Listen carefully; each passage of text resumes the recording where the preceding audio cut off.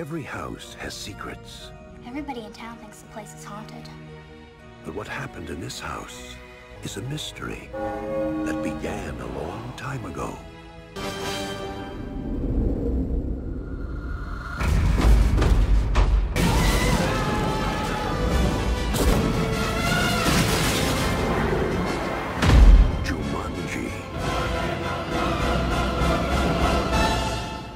नमस्कार दोस्तों, हमारे चैनल में आपका फिर से स्वागत है। आज की वीडियो में हम 1995 की जुमांजी नाम की एक फिल्म का पुनर्कथन करने जा रहे हैं, तो हमारे साथ अंत तक बने रहें। वर्ष 1869 में दो युवा लड़के लकड़ी के बॉक्स को दफनाने के लिए ब्रैंटफ्रॉड, न्यू हैम्पशायर शहर में जंगल में गहरे उद्यम करते हैं। जब वे बॉक्स को दफना रहे होते हैं तो वे प्रार्थना करते हैं कि भगवान उस व्यक्ति पर दया करे जो इसे पाता है। 100 वर्षों के बाद आवास विकास के लिए रास्ता बनाने के लिए जंगल काट दिया जाता है। एलन पैरिश, जिनके पिता एक समृद्ध स्थानीय व्यवसाय चलाते थे, खुद को एक निर्माण स्थल पर पाते हैं जहां दफन बॉक्स अब स्थित है। वह बॉक्स को खोलता है, उसे खोलता है और पता चलता है कि इसमें जुमांजी नामक एक गेम बोर्ड है। फिर वह खेल को अपने साथ अपने घर ले जाता है। कार्ल बेंटले, जो अपने पिता की जूता कंपनी में काम करता है, एलन के दोस्त हैं। कार्ल एलन को जूते का एक नया डिज़ाइन दिखाता है।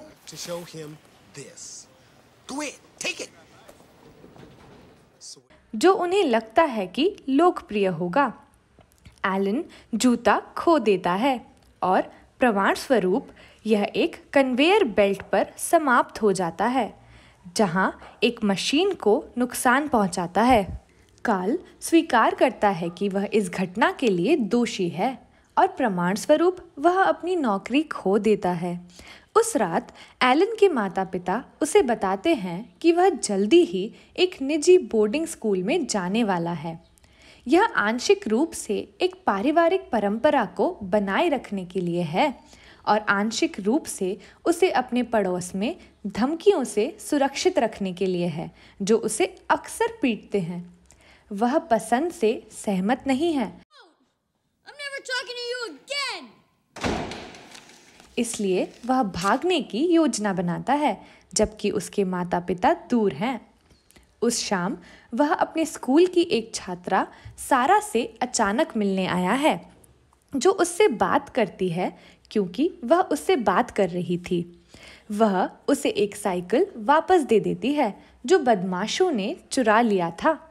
वह उसे जुमांजी बोर्ड गेम दिखाता है, जिसका नारा है, उन लोगों के लिए जो अपनी दुनिया को पीछे छोड़ने का रास्ता खोजना चाहते हैं। सारा गलती से एक पासा घुमा देती है, जिससे खेल शुरू हो जाता है, जिसमें टुकड़े बिना किसी और के छुए इधर उधर हो जाते हैं। एलन को बोर्ड द्वारा मिटा दिया जाता है और निगल लिया जाता है, तो अब उसे जंगल में इंतज़ार करने का निर्देश होता है जब तक कि कोई 5 या 8 रोल नहीं करता। जब पैरिश हवेली से चमगादड़ उसका पीछा करते हैं तो सारा घबरा जाती है। 26 साल बाद एक नया परिवार पूर्व में कब्जे वाली हवेली को अपना घर बनाने का फैसला करता है। कनाडा में स्कीइंग की छुट्टी के दौरान एक दुर्घटना में उनके माता पिता की मौत हो जाती है। जूडी और पीटर शेफर अपनी मौसी नोरा के साथ रहने जाते हैं। नोरा ने जूडी और पीटर को कानूनी हिरासत में लिया है और उन्हें अपने रूप में पालने वाली है। जब वह अटारी में होती है तो पीटर चौंक जाता है जब उसका सामना एक बिल्ले से होता है। वे एक संहारिक को बुलाते हैं, लेकिन वह बिल्ले का पता लगाने में असमर्थ है। हालांकि वह उन्हें कुछ अजीब घटनाओं के बारे में बताता है जो कई साल पहले हवेली में हुई थी। बच्चे बोर्ड गेम जुमांजी ढूंढते हैं और उसे खेलना शुरू करते हैं। जब तक खेल बंदरों और विशाल मच्छरों को छोड़ देता है, जो पूरे शहर में अफरा तफरी मचाते हैं। बच्चों ने तब तक एक चेतावनी पढ़ी जो खेल में शामिल थी। संदेश ने खिलाड़ियों को खेल खेलने से बचने की सलाह दी, जब तक कि वे इसे अंत तक देखने की योजना नहीं बनाते। पास के निम्नलिखित फेंकने से एक शेर निकलता है जो अब पूरी हवेली में बच्चों का पीछा करता है। उन्हें घेर लिया जाता है और एक आदमी जो खुरदरा और अस्त व्यस्त दिखता है उनके बचाव में आता है। यह पता चला कि वह आदमी एलन है, वह लड़का जो इतने सालों पहले खेल में फंसा हुआ था। एलन जोश से भरा हुआ है, अपने माता पिता के लिए पुकारते हैं, हवेली के पार दौड़ता है। हालांकि बच्चे उसे सबसे हाल की घटनाओं पर गति देने के लिए हर संभव प्रयास करते हैं।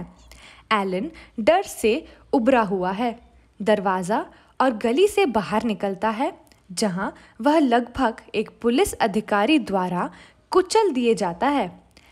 एलन कार्ल बेंटले नाम से परिचित है, जो अधिकारी का नाम है, लेकिन वह अधिकारी का चेहरा याद रखने में असमर्थ है।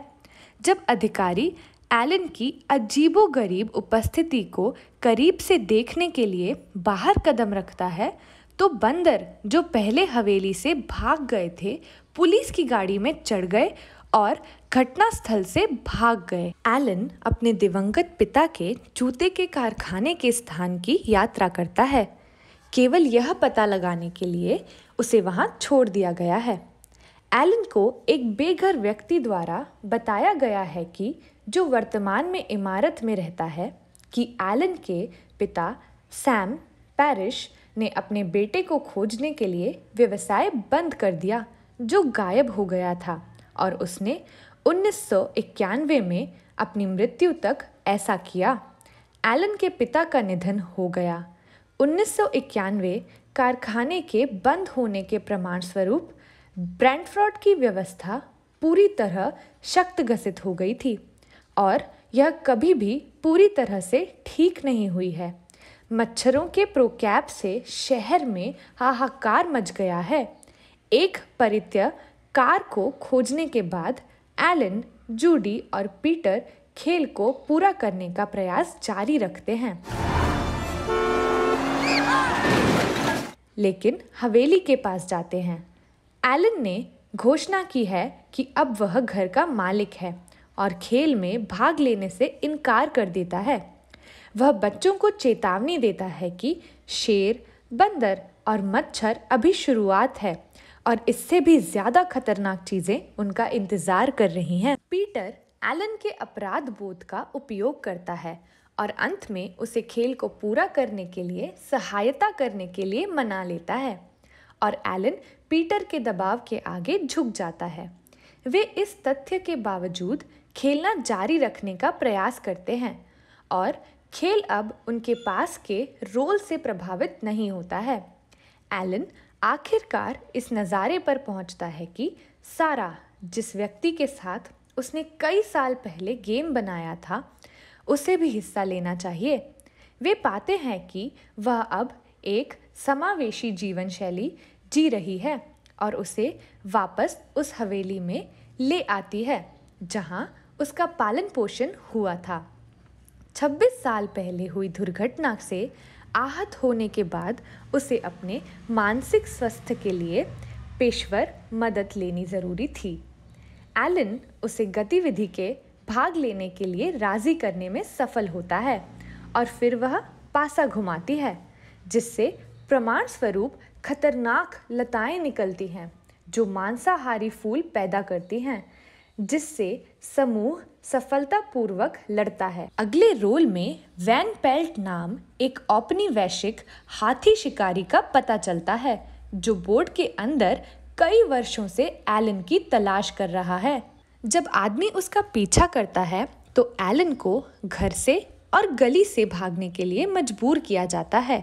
कार्ल, जिसने अभी अभी अपनी पुलिस कार बरामद की है, घटनास्थल पर पहुंच जाता है जैसे ही वहां गोलीबारी चल रही थी। एलन हवेली में वापस जाने का प्रबंधन करता है, ताकि खेल जारी रह सके। रोल करने वाला अगला जूडी है, जिसने जंगली जानवरों की ढीली भीड़ को छोड़ दिया, जिसने फिर शहर की ओर अपना रास्ता बना लिया। एक हवासील झपट्टा मारता है और उड़ान भरने से पहले शिकार को पकड़ लेता है। इसी बीच वैन पेल्ट एक बंदूक की दुकान पर पहुंच गया है, जहां वह खरीदारी करने की योजना बना रहा है, जिसमें वह अपने पास मौजूद सिक्कों से एक प्राचीन और दुर्लभ राइफल की खरीदी करता है। पेलिकन बोर्ड गेम को एक नदी में फेंक दिया जाता है, लेकिन खिलाड़ी रैपिड्स के माध्यम से अपनी यात्रा जारी रखने से पहले इसे पुनः प्राप्त करने में सक्षम होते हैं। कार्ल उनसे मिलता है क्योंकि वे शहर वापस जा रहे हैं। अधिकारी को विश्वास है कि बैंडफ्रेंड में हुई सभी गड़बड़ी के लिए एलन को दोषी ठहराया जाता है और वह तुरंत उसे गिरफ्तार कर लेता है। कार्ल एलन की असली पहचान सीखता है क्योंकि वे एक साथ ट्रेन स्टेशन की यात्रा करते हैं। जैसे ही पूरे ब्रैंडफ्रोड में अस्त व्यस्त और तबाही फैल गई, वैन पोल्ट सारा, जूडी और पीटर का पता लगा लेता है और उनसे खेल लेता है। वे उसका पीछा करते हैं जब तक कि वे उस डिस्काउंट स्टोर में नहीं पहुंच जाता, जहां वे आसानी से उसे हरा देते हैं और खेल वापस ले लेते हैं। एलन, जिसे कार्ल ने बंदी बना लिया था, अब उनके साथ जुड़ने के लिए स्वतंत्र है और वे हवेली में लौटने के लिए आगे बढ़ते हैं, केवल यह पता लगाने के लिए कि वह डस्थला खाओं और वन जीवनों द्वारा कब्जा कर दिया गया है। आंटी नोरा, जिसे एक बंदर पीछा कर रहा था, जब वह घर लौटती है तो वह कार्ल को ढूंढती है और वे दोनों एक साथ पैरिश हवेली के लिए अपना रास्ता बनाते हैं। आंटी नोरा की दुर्घटना बंदर के कारण हुई थी। सारा के पास के लुढ़कने का परिणाम जो हवेली में वापस हुआ एक बारिश थी, जिसके कारण बाढ़ आ गई। कार्ल और नोरा ने हवेली के दरवाजे खोल दिए, जिससे बाढ़ का पानी गली में फैल गया, क्योंकि बाकी समूह ऊंची जमीन के लिए हाथापाई करते हैं। एलन के अगले रोल के बाद, जो फर्श को क्विक सैंड में बदल देता है, जूडी एलन को बचाने के प्रयास में जितनी जल्दी हो सके अपनी बारी खेलती है। एलन को बचा लिया गया है, लेकिन वह फर्श से उठने में असमर्थ है। पीटर समूह पर मकड़ियों का एक झुंड खो देता है, जिसके कारण उन्हें अपना बचाव करने के लिए संघर्ष करना पड़ता है। उसके बाद सारा एक बार फिर गेंद को घुमाती है, जिसके परिणाम स्वरूप मैदान में घस जाता है और एलन को उसकी कैद से रिहा कर लिया जाता है। इसी बीच जूडी बेल की विषाक्तता से उबर जाती है और बाहर निकल जाती है। वैन पेल्ट कमरे में प्रवेश करता है और जैसे एलन अपनी बारी खेलने वाला होता है और अपना पासा छोड़ने के लिए चिल्लाते हुए उस पर एक राइफल की ओर इशारा करता है। एलन द्वारा फेंके जाने वाले पासों का परिणाम एक विजेता संयोजन में होता है, जो खेल को समाप्त कर देता है और सभी को 1969 में वापस भेज देता है। एलन जल्दी से सैम के साथ संशोधन करता है और स्वीकार करता है कि वह ही था जो कारखाने में टूटने के लिए जिम्मेदार था। सैम पिता अपने बेटे पर गर्व करता है और उसे बताता है कि अगर वह नहीं चाहता तो उसे बोर्डिंग स्कूल में जाने की ज़रूरत नहीं है। कई वर्षों के बाद वैकल्पिक समस्या रेखा के वर्ष 1995 में एलन और सारा शादी के बंधन में बंध गए हैं और अपने पहले बच्चे की उम्मीद कर रहे हैं। एलन उस कंपनी का प्रबंधन करके अपने जीवित माता पिता की देखभाल कर रहा है, जिसमें परिवार पीढ़ियों से चला आ रहा है। वे जूडी, पीटर और अपने माता पिता दोनों को उस क्रिसमस पार्टी में आमंत्रित करते हैं, जिसकी वे मेज़बानी कर रहे हैं। वे उन्हें आश्चर्यचकित कर देते हैं जब वे जोर देकर कहते हैं कि वे कनाडा की अपनी स्कीइंग यात्रा को रद्द कर दें, भले ही वे जानते हों कि इससे उनकी मृत्यु हो जाएगी। कुछ समय बीत जाने के बाद 2 युवा लड़कियां समुद्र तट के किनारे चली जा रही हैं जब वे जुमांजी पर ठोकर खाती हैं, जो आंशिक रूप से रेत में दब गया है।